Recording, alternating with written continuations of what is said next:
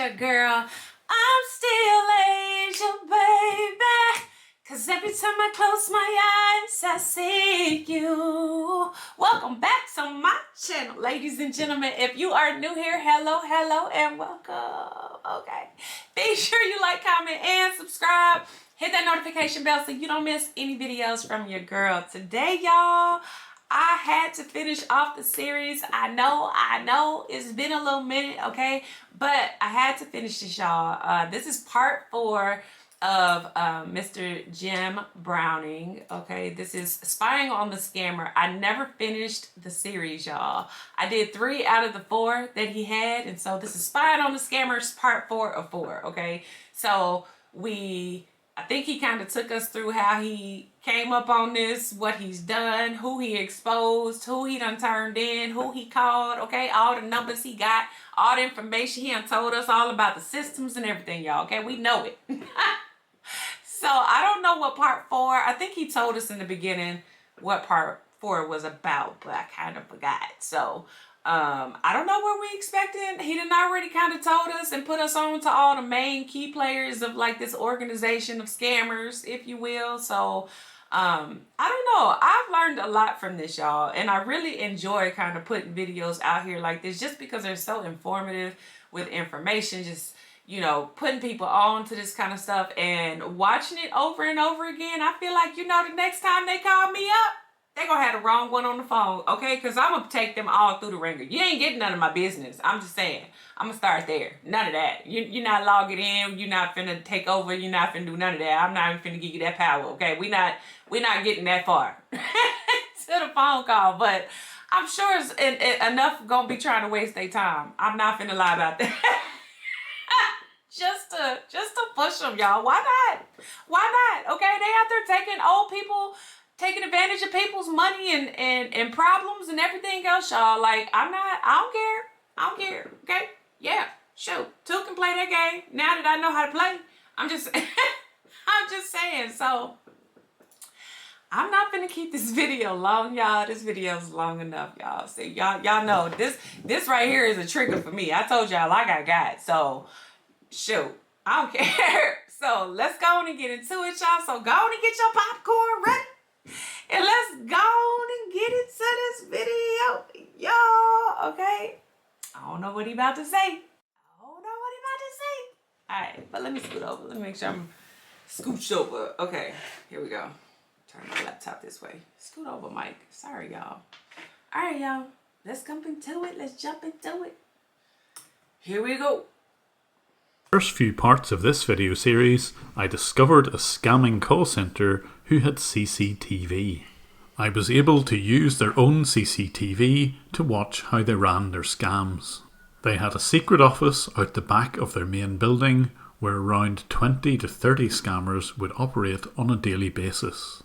They would get bonuses paid in cash for scamming people in Australia, UK and the US. Which is crazy, y'all. If y'all didn't watch all the other parts before this, I had to say that. Make sure y'all go back and watch it from the beginning because these are actually really good series that he's put together on this. But I just have to say it. Now, let's go. Bonuses paid in cash for scamming people in Australia, UK and the US.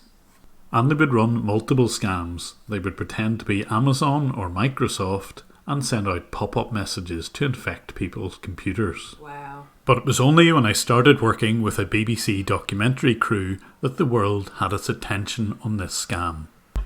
Thank you for holding the line. I really appreciate your time and patience. My name is Chris Lawson. I bet it's starting warm where you are. Yeah, it is very hot here in California. Ah, bloody hell, I'll have to come over there then.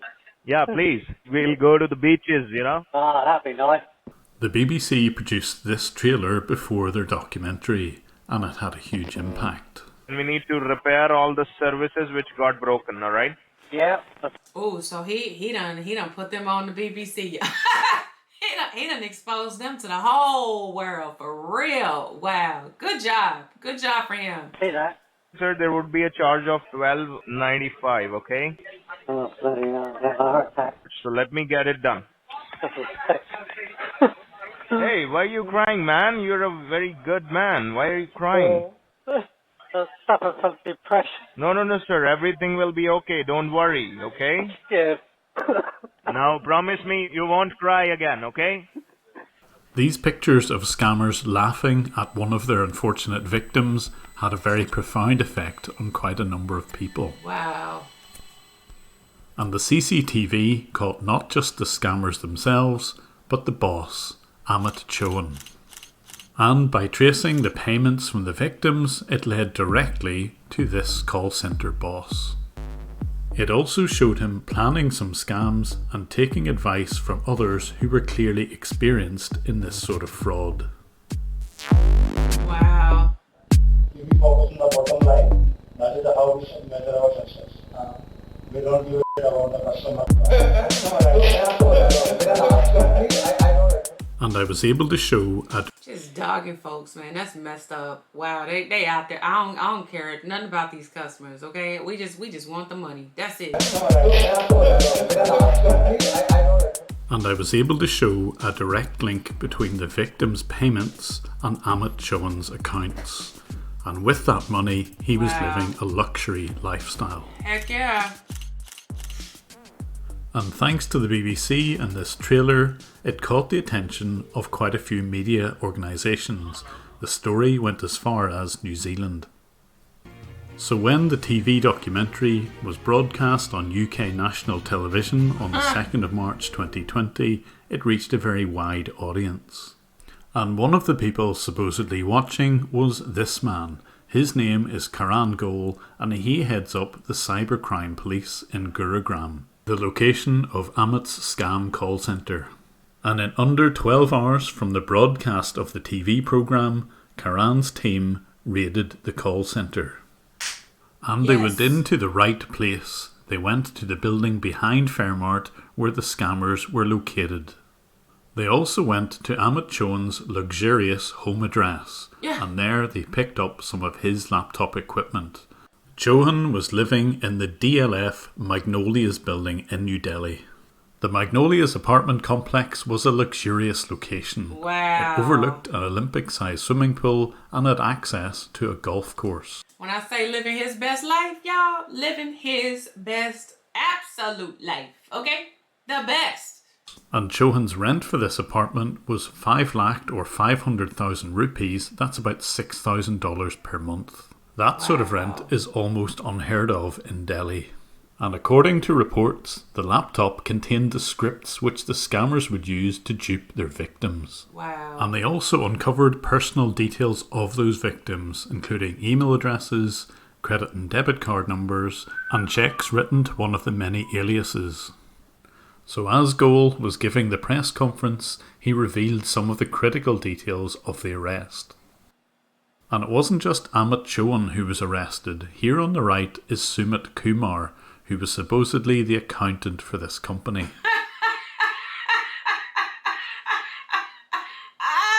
Yeah.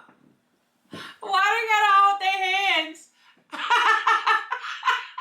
he's sitting there like, no fool, raise your head up so everybody can see you. Smile real big for the camera, like you were before. Jeez. Okay, put it on.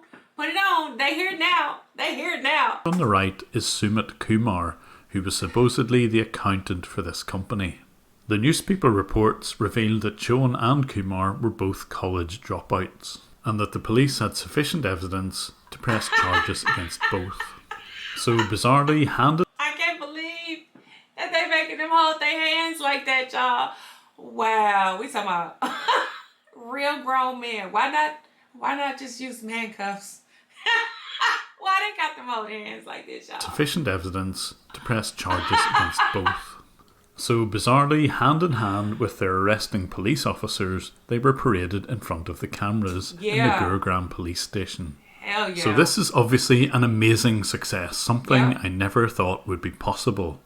But honestly, I don't think anything would have happened had I just produced the video on my own. It really needed the extra media attention. Absolutely. But there are still a number of loose ends, particularly how are the victims going to get their money back? Well, there's at least one good news story, because the person who was featured at the start of this video, who lost more than £1,200, has been compensated. But that didn't come through the seizure of assets. Instead, someone who's a viewer of my channel felt so sorry for the man who had been crying and was suffering from depression that he offered to return all of the money that was scammed to him from his own pocket. Wow. I've got to keep the victims' details as private as possible. I tell you, man, there are good-hearted people out there, man, that just have a wholesome heart, and I commend y'all. 1,000. That was nice. From his own pocket. I've got to keep the victims' details as private as possible, but Rory, on behalf of this entire channel, thank you for being so generous to a complete stranger. Yeah. And police in Gurugram have asked anyone who thinks they may be a victim of this scam to get in touch via the email address on screen and in the description. But there was more than just Chohan and his accountant involved in this scam. We had CCTV which showed him meeting with some of his business associates, and they were the ones who were able to explain to him how certain scams would work. And even though they had been caught red-handed explaining how those scams would be set up, they still had the nerve to complain about the videos which had their faces and names already blurred on YouTube. So even though I'd been careful to blur out their details, they still wanted to silence me, and it's understandable. So in a clear abuse of YouTube's privacy policy, they raised this complaint against me. But I've done absolutely nothing wrong. None of their personal details are revealed, and instead I'm going to put a link in the description to where people can read more about these two characters. But that will of course be outside YouTube. The link will show the evidence that this pair run other scam call centres, and this is how they've got the expertise. Wow. Let's just hope that the Haryana police will also take an interest in these two. But the police themselves have work to do to get their own house in order. The official National Cybercrime Reporting Portal only works if you've got an Indian mobile number. And not only that, you have to select the specific state because that particular police force will be the ones investigating. Most people will have an IP address at best and will not know the exact region and therefore the exact police force to get in touch with. Right. And it doesn't help when the Delhi police admit that it's a difficult crime to crack. Their systems should help them. I'm showing a still from the panorama. I mean, you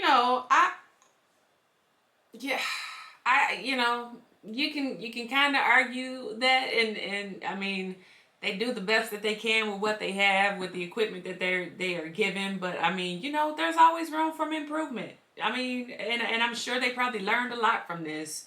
Nonetheless, that the things that they can improve and be better at and do better at. But everybody doesn't have all that information to provide. So it's just like, you kind of run into a dead end once you get so far with it, even if you try to report them, especially if you're not from there. Panorama documentary where they interview one of the police heads in Delhi. He said that very few victims come forward to report the crime, and well, their portal won't help in that respect. And it's also almost impossible to identify the call centre involved, and I totally agree with that. If more people were allowed to legally do what I do, I'm certain sure that a lot of these call centres would be uncovered and more arrests could be made. But this is why I do what I've been doing. You cannot tell from the phone number or anything to do with the caller ID who is behind the scam. You don't even need a physical telephone line in your office to run these robocall scams. And there are hundreds of these scam call centres throughout India, mostly in the Delhi and Kolkata regions, but also in some of the other major cities. I have reported to the police almost every one of the pins on this map, but until now, nothing has been done about it. So I'm hoping that this series of videos can actually make a real change in India and the Indian police's ability to act on the reports that I send. Yeah. I still can't encourage anyone to do exactly what I do because it's perceived as illegal. However, when the scammer connects to my computer, I can show 100% of the time that they were trying to steal money from me. This may not be a valid defence, but at least it will probably discourage a complaint. But there may be some unexpected benefits of this particular scam. On screen is rescam.org. Hey, nice to meet you. Welcome to Rescam. And what does this system do? I'm an artificially intelligent email bot made to reply to scam emails. I'm anyone and no one. As far as scammers will know. I'm you. And what this bot will do is... I adopt one of my many personalities to continue the conversation of any would-be victim. I waste their time with a never-ending series of questions and anecdotes, so that they have less time to pursue real people. So although this website is geared to automatically replying to scam emails, can you imagine a system... Woo, I need that, y'all. As many, I mean to tell y'all, okay, I know some of y'all be sending me legit emails, but y'all, the amount of like spam and just junk that comes through the emails from these fake email people, I cannot, oh gosh. Oh, okay, he hit a nerve with that. He hit a nerve. Let me see. I might need to buy this service, okay, for FYI. It is geared to automatically replying to scam emails. Can you imagine a system which would trap those robocalls and keep scammers occupied with realistic conversations? They won't know when they're scamming or getting scammed out of their own time. It's bad for business. Deleting a scam email protects you, but forwarding to me at rescam.org protects others. It's also kind of funny. Ha ha! So because I've got more than 70,000 recordings of real scams, it may be possible through artificial intelligence to keep scammers occupied when they make phone calls. Obviously these calls would need to be anonymised, and there are probably some legal implications of all of this, but in theory they could be used to help prevent scams in the future. I'm currently in discussions with a US university to try and do just that. Can we create an artificial intelligence which will keep scammers occupied on the phone? Literally. Imagine an automated version of Kitboga or Hoax Hotel. The conversations wouldn't be as funny, but they certainly will be realistic. But since... Y'all, Kitboga is so funny, y'all. I love watching him. He is hilarious. The conversations wouldn't be as funny, but they certainly will be realistic. But since I may never get to see these scammers on their own CCTV again, I'm going to leave you with a little clip with Sam here in the top right being called out by one of his potential victims.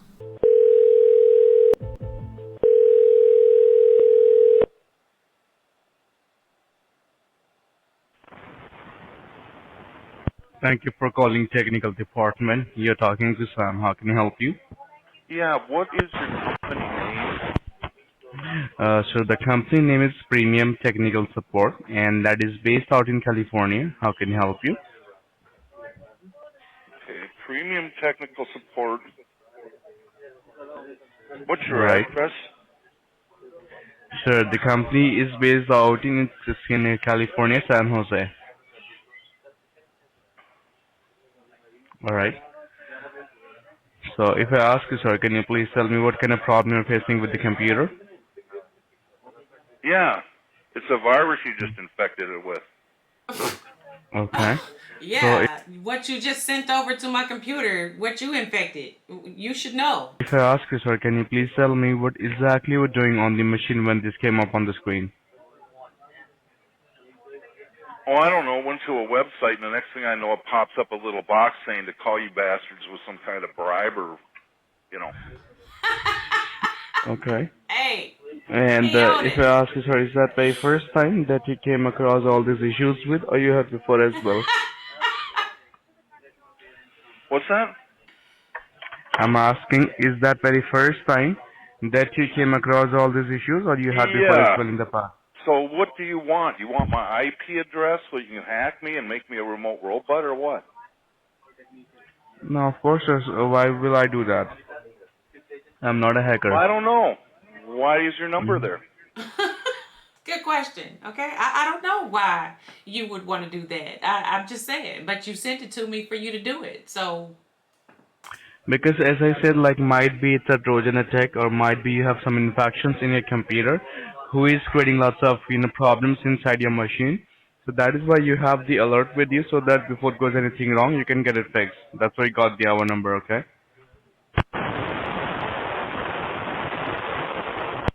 All right. Can you hear me? Yeah. Well, I'm just curious what scam you guys are running. It's a scam that you're running. Yeah, heck yeah. So what do you mean by scam? Fraud, scam, swindle. What are you selling? What are you trying to do? So like, first of all, let me tell you, Here, so what you're not kind of f***ing program or whatever are you trying to sell? You're a I'll scammer. tell you. I don't know. I don't know what to say. I don't know how to answer that question because I haven't been trained for that. You're not even in the Alright. United States. No, yes, we are. No, we're in the back of a building, in the back of an alleyway in India somewhere off in no man's land. You can find us there. If you want, you can come like physically at our place in California. Well, I'm just curious, what kind of a fraud ad are you running on a website that pops up and threatens people to call your number? If you're a patron of mine, you can see a different ending, one which would be an instant demonetization on YouTube, but is very funny. If you would like to support me on Patreon, there's a link here and in the description below, and catch me on Twitter at JimBrowning11. Again, thank you for watching, and I appreciate your support. Shout out to Jim Browning, man. He is a man, okay? Y'all. I can't even be mad at him. I can't even be mad at him, okay, for what he do, y'all. I can appreciate it, and I'm thankful that there are people out there like that, okay? And old dude that was already onto it, he wasn't going for it, okay? I ain't crazy and I ain't stupid, okay? I just want to know what you're selling. I just want to know just so I can be informed. I appreciate that. Dude couldn't even handle it, y'all. He hung up. Loser, okay? Move on. Just saying, so.